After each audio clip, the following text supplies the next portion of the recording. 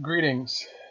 Continuing my series on winning blackjack, I wanted to make a suggestion about something that's called "Don't let $10 cost you $1,000."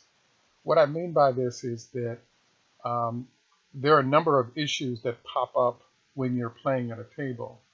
One of the issues that can occur is you have $1,000 hand that's at stake, and somebody is sitting next to you, and they're playing $10 or $15 a hand, and they make a bad move or on a call or a non-hit, and that hit can affect what happens to your hand and all the other hands on the table. So I want to encourage you to consider offering the person who's going to make the bad move to simply pay for their entire bet if they make the appropriate move. This allows them to make a move that you feel is going to be helpful to what you've got to do with your hand. Another aspect of this is that there are certain moves, for example, splitting tens or hitting a 12 or other advanced play techniques that you may want to do. And if you're at a table that you started and other people came onto, they've got to live with what you're doing. But if you're introducing advanced techniques that you think make sense and they make money, you'll be fine. But if they don't make money, you're going to have a lot of pissed off people at your table that'll leave, and them leaving sort of drops your head count and affects your hand as well. So another thing to control is to be aware of the nature of the table you're dealing with and managing the people that are on the table and their expectations of what you're going to do. And I would even dig into my pocket and control. And the reason I'm recommending this is that on occasion what will happen is that you really want to play at a table that's playing for large amounts, so you have better quality players. The challenge is sometimes you'll start doing well on a smaller table.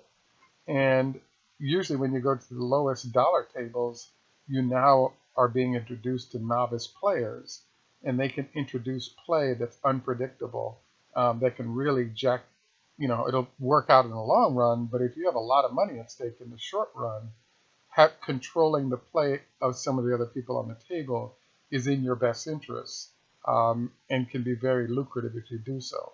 So I just think that being aware of who you're playing with, what they're doing, and noting whether or not their hands could impact you is an important thing to consider.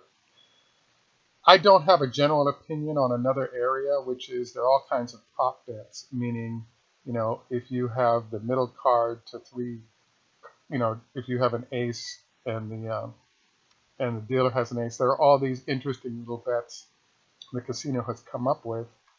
I have seen people win a lot of money on them. I tend to avoid them only because there's a lot going on for you to feel the deck, know what you want when you want to lower or increase based on your betting progression that you've chosen.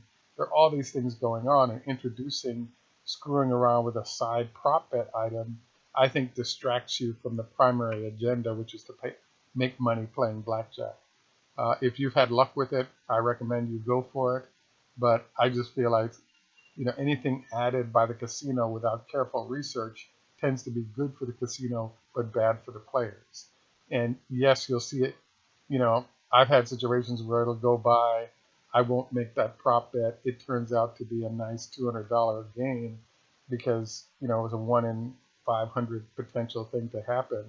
And then you're sucked in because now you start playing an extra $5 or $10 per hand to try to catch because you missed doing it previously.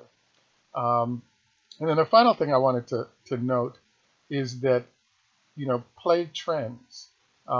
If the trend is that you're winning, go for that trend and keep winning. Don't bail. If you're losing, that trend can continue as well. I've seen dealers, start out helping people to win and handing out money, and then go on a massive run where they completely decimate everybody at the table. So, that's when you really lower your bet. Think about, the count and whether or not you want to increase the number of hands so that you can pick up those dealer hands that are now killing you. Change something. Don't sit there and take a beat down endlessly. But like I said, don't let a $10 bet cost you $1,000 is a really important aspect to winning blackjack.